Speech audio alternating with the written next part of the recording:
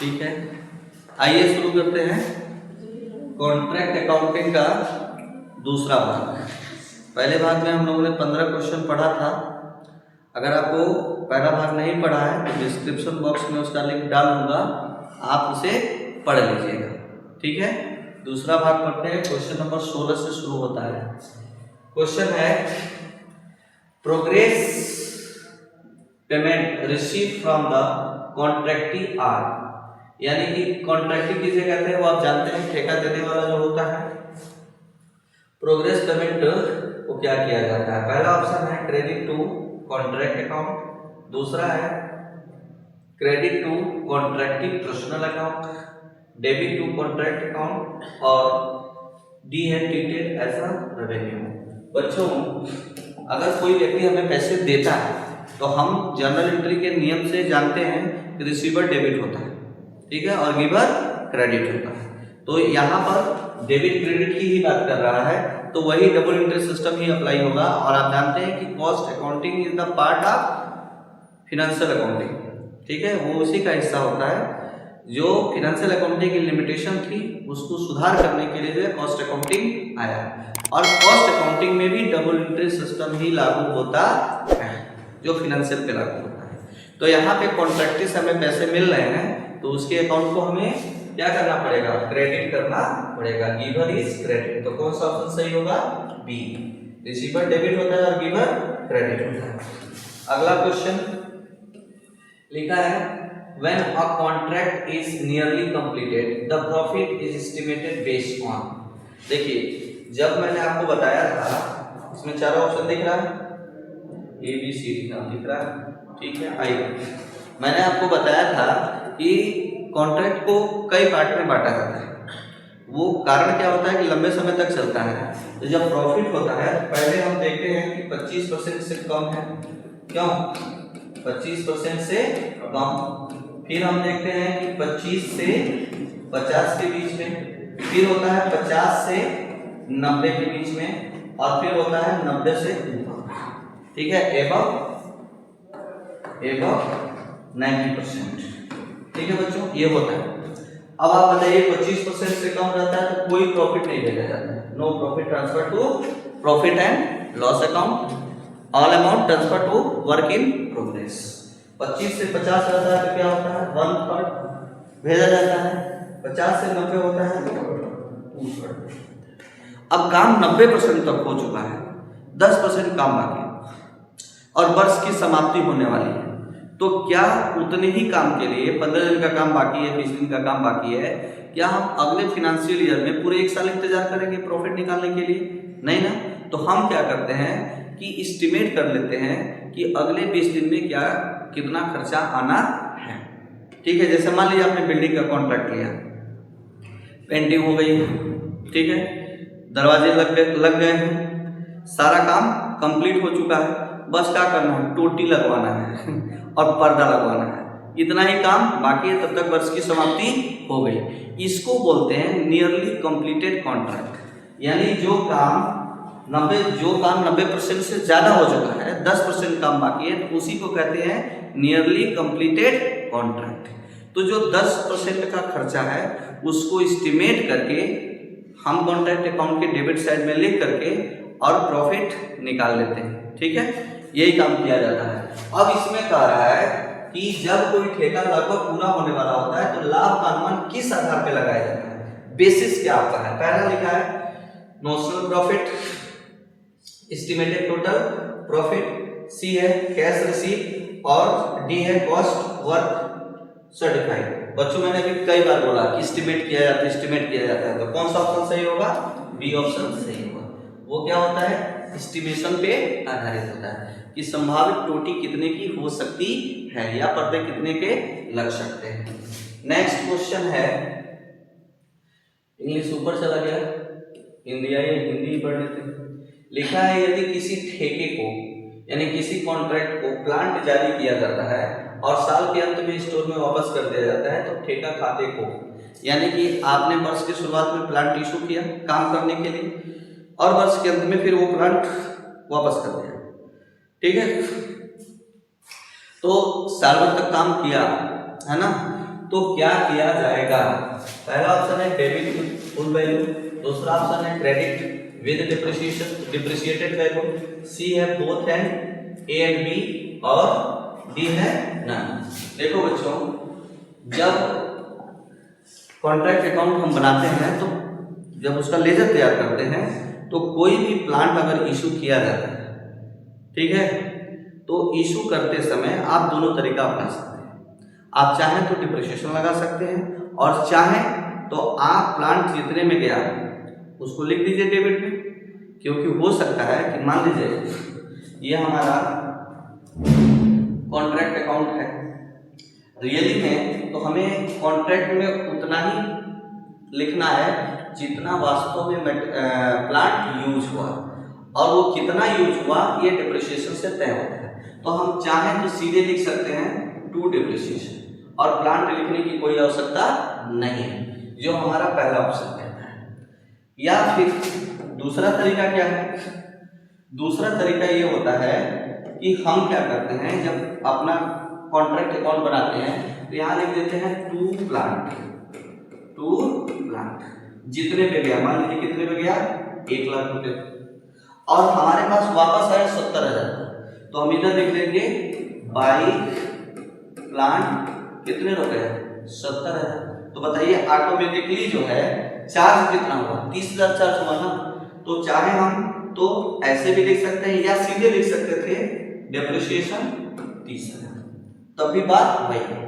यानी A option भी सही है और बी ऑप्शन भी सही है, दोनों तरीका होगा। लेकिन एमसीक्यू है तो एमसीक्यू में आप ए और बी को नहीं सही कर सकते, आप किसको सही करोगे, सी को, क्योंकि दोनों ही क्या है, सही।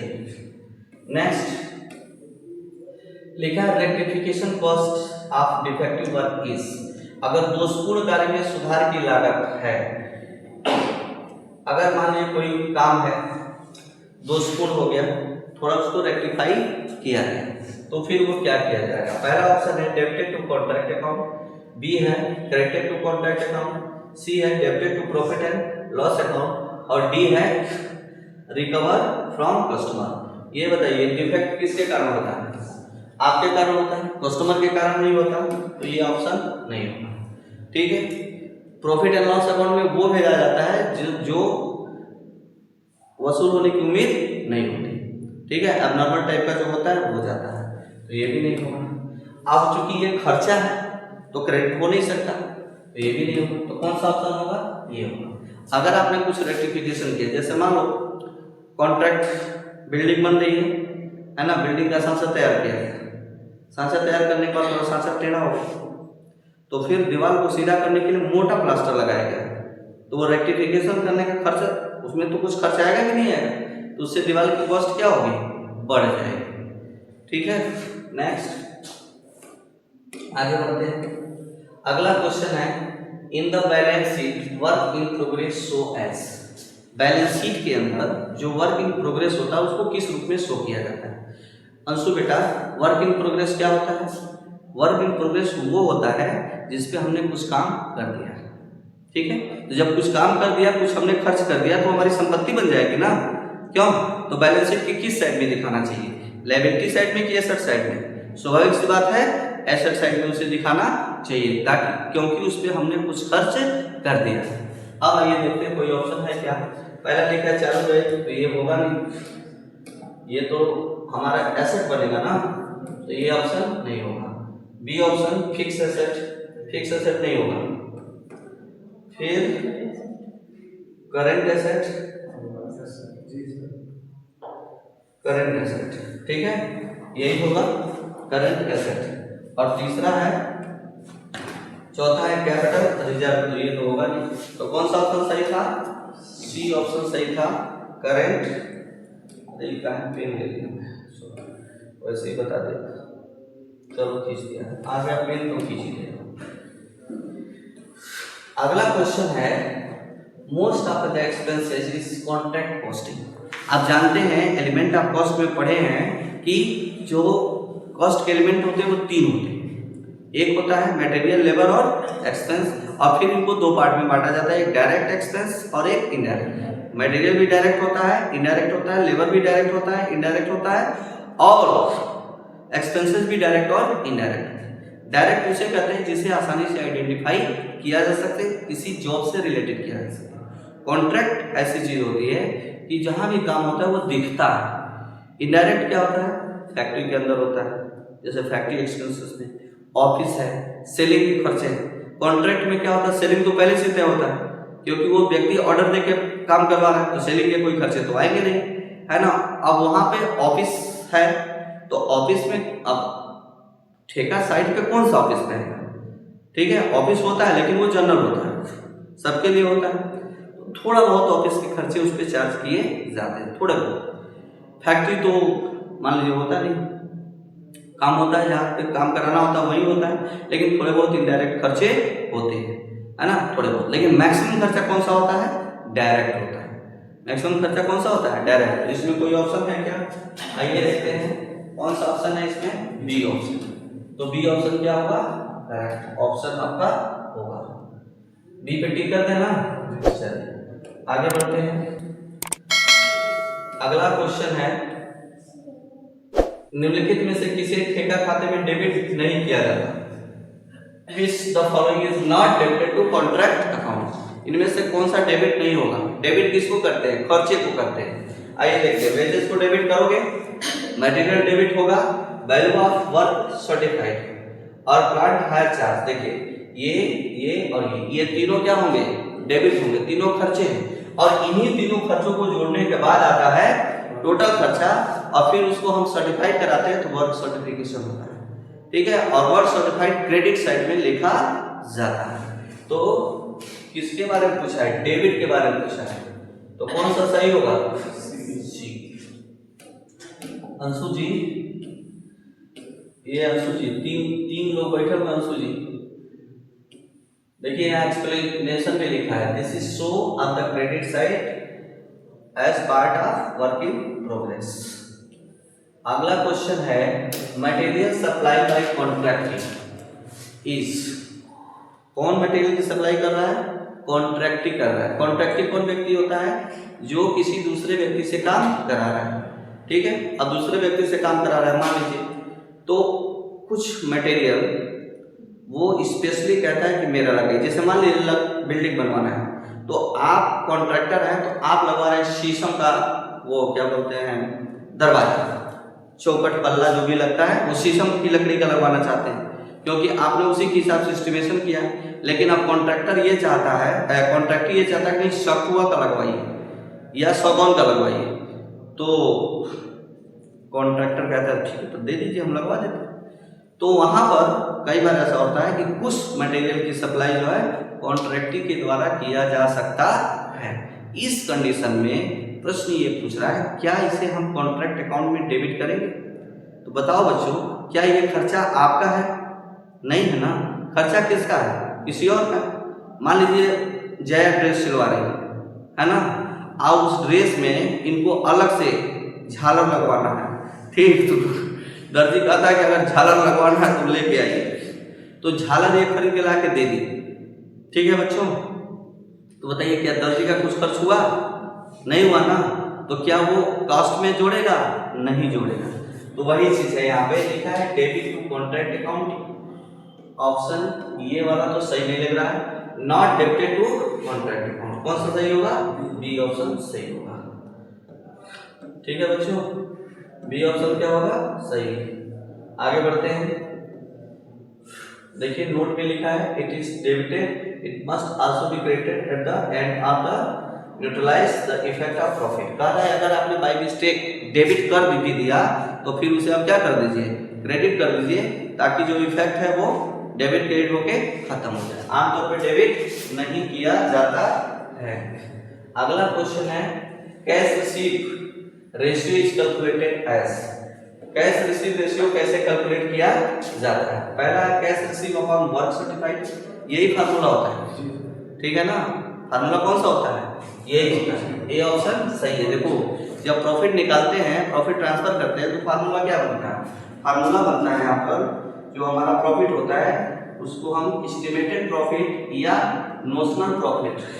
फिर देखते हैं काम कितना हुआ, काम अगर मान लेते हैं हम 50% से ज्यादा हुआ तो इनटू करते हैं 2/3, फिर करते हैं इनटू, है ना, कैश रिसीव, जितना हमको पैसा मिला, अपॉन वर्क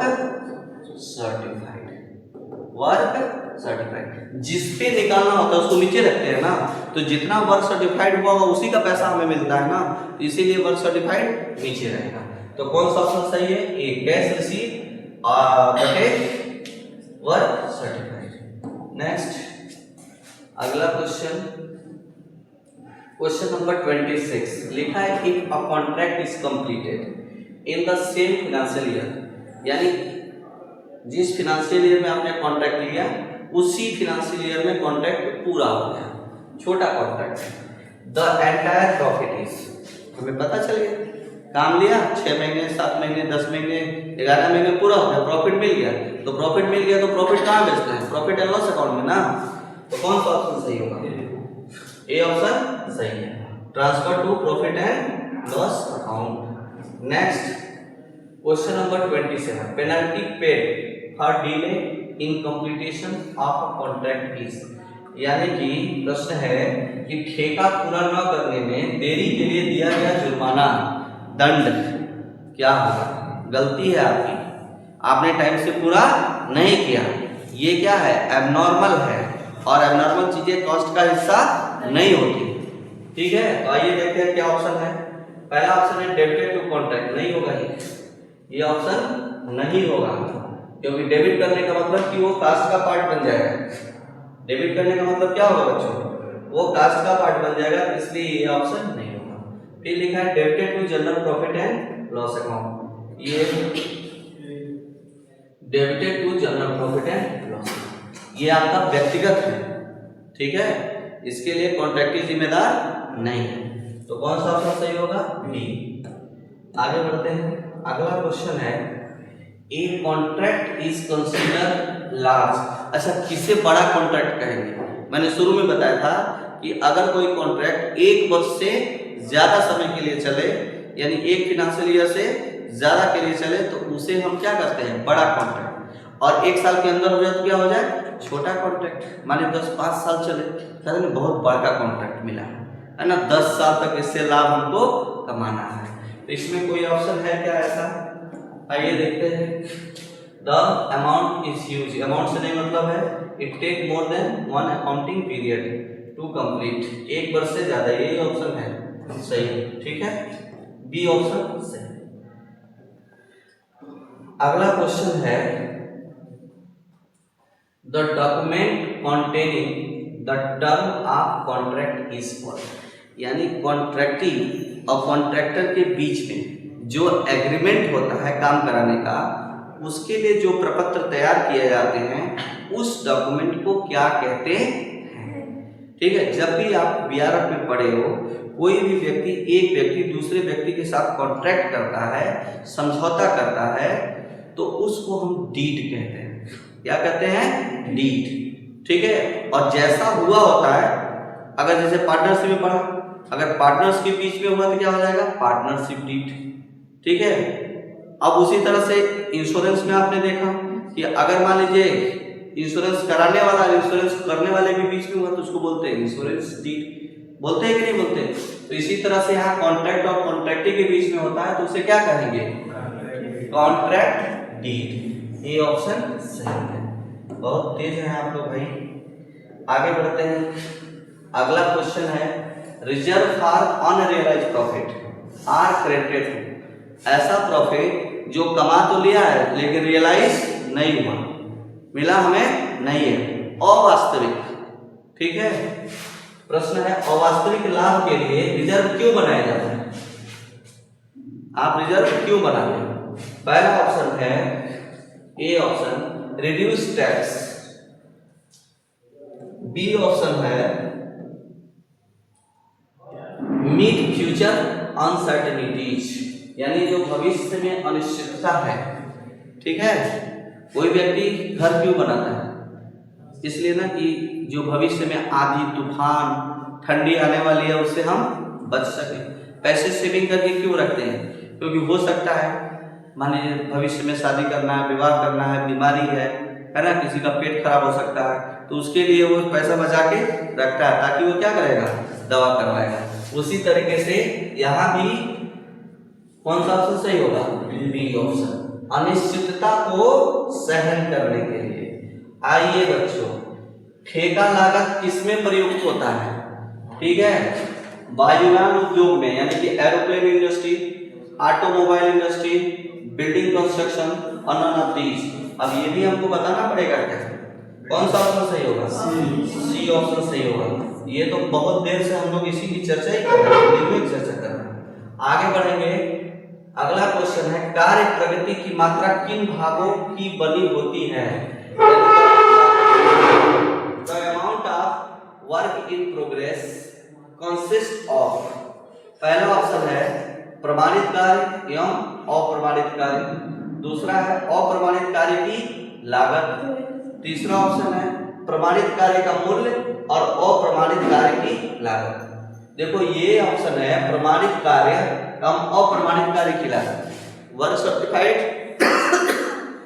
सॉरी और वर्क अनसर्टिफाइड, कॉस्ट लिया है। और सी ऑप्शन है value of work certified and cost of work uncertified. तो यहाँ पे वैल्यू की बात किया और यहाँ पे दोनों किसको लिया है, कॉस्ट को लिया है। तो कौन सा ऑप्शन सही होगा, सी ऑप्शन सही होगा, क्योंकि यहाँ वैल्यू की बात की गई है। अगला क्वेश्चन है, किसमें ठेका मूल्य निश्चित नहीं किया जा सकता, contract price is not fix.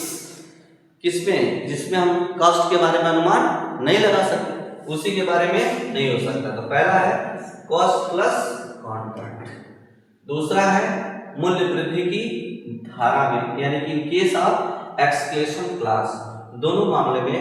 और डी ऑप्शन है इनमें से कोई नहीं। तो मैंने आपको ये प्रश्न पहले ही बताया था कि दोनों ही में होता है, कॉस्ट प्लस कॉन्ट्रैक्ट में भी होता है और एक्सक्लेशन क्लास का मतलब ही ये होता है कि in future labour cost, material की कॉस्ट में अगर वृद्धि होती है तो बड़ा हुआ मूल्य कॉन्ट्रैक्टी देने को तैयार होगा।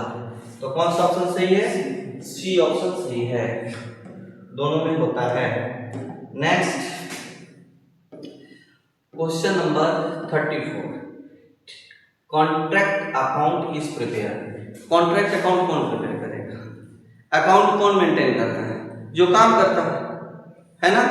तो दो ही है, एक कॉन्ट्रैक्टर और एक कॉन्ट्रैक्टी। तो कौन करेगा बेटा, ठीक है, बाई कॉन्ट्रैक्टर की बाई कॉन्ट्रैक्टी, कॉन्ट्रैक्टर, ठीक है ना। कॉन्ट्रैक्टी वो होता है जो काम करवाता है और कॉन्ट्रैक्टर वो होता है जो काम करता है। तो काम करने वाला व्यक्ति जो है अकाउंट मेंटेन करेगा। अगला क्वेश्चन है, यदि if cash receive of ₹1,20,000 is 80% the amount of work certified, यानी ये कहा है कि यदि वर्क सर्टिफाइड का 80% 1,20,000 रुपया हमें मिलता है तो वर्क सर्टिफाइड कितना होगा, कैलकुलेट करना पड़ेगा। देखो कितना मिला हमको, 1,20,000, 1,00,000। ये कितने का है बच्चों, 80% है तो कितना मिला, 1,20,000। 1% हो तो कितना होगा, 1,20,000 इज डिवाइडेड बाई 80 और हमें चाहिए 100%, ठीक है। तो अगर 100% हो तो कितना, तो यहाँ क्या करेंगे, 100 से मल्टीप्लाई करा देंगे, ये कट गया, 8 में 8, 4 बचा, 8 × 40, यानी यहाँ गया कितना, 1,50,000। तो कौन सा ऑप्शन सही है, सी ऑप्शन सही है, ठीक है। आगे बढ़े, अगला क्वेश्चन है,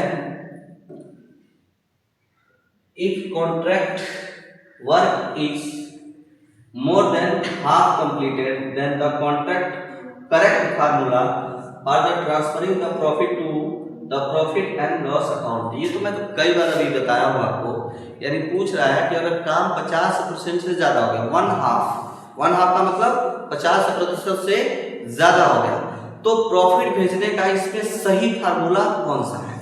आइए देखते हैं, profit to be taken to profit and loss account equal to total profit into 2/3 into cash receive upon work certified.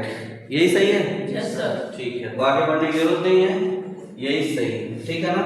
देखो ये 1/3 कब होता है? जब 25% से और 50 के बीच में होता है, तब होता है। ये 3/4 कभी होता ही नहीं है। ठीक है ना? अनोना 30। आगे बढ़े, अगला कोई क्वेश्चन नहीं। ठीक है, तो ये कॉन्ट्रैक्ट अकाउंट के 2 पार्ट में हम लोगों ने पढ़ा और हम उम्मीद करते हैं कि कोई हिस्सा छोटा नहीं है। किसी भी हिस्से से अगर कोई भी प्रश्न एग्जाम में पूछा जाएगा तो आप अवश्य ही सॉल्व कर पाएंगे।